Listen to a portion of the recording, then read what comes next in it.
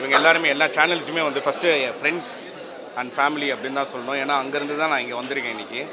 இதே சத்யம் தேட்டர் வாசலில் ஒவ்வொரு படம் ரிலீஸ் ஆகும்போதும் சரி, நான் வந்து பிஹைண்ட் த கேமராவில் இருந்து இதே மாதிரி மைக்கை பிடிச்சி எல்லா செலிப்ரிட்டிஸ்கிட்டையும் நான் வந்துட்டு கேட்டிருக்கேன் எப்படி இருந்துச்சு அந்த எக்ஸ்பீரியன்ஸ் அப்படின்னு சொல்லிட்டு ஒவ்வொரு ப்ரிவ்யூ ஷோவாக போகும்.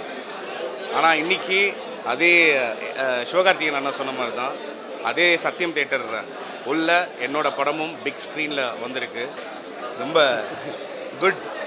Good happy.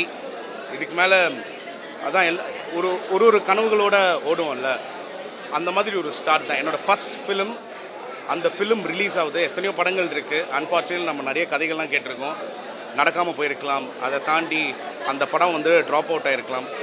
இந்த மூவி இன்றைக்கி தியேட்டரில் ரிலீஸ் ஆகுது அப்படின்னு சொல்லும்போதே உண்மையாகவே ரொம்ப சந்தோஷம். அதில் நானும் ஒரு மிகப்பெரிய ஒரு பார்ட்டாக இருக்கேன் அப்படின்னு சொல்லும்போது ரொம்ப சந்தோஷமாக இருக்குது.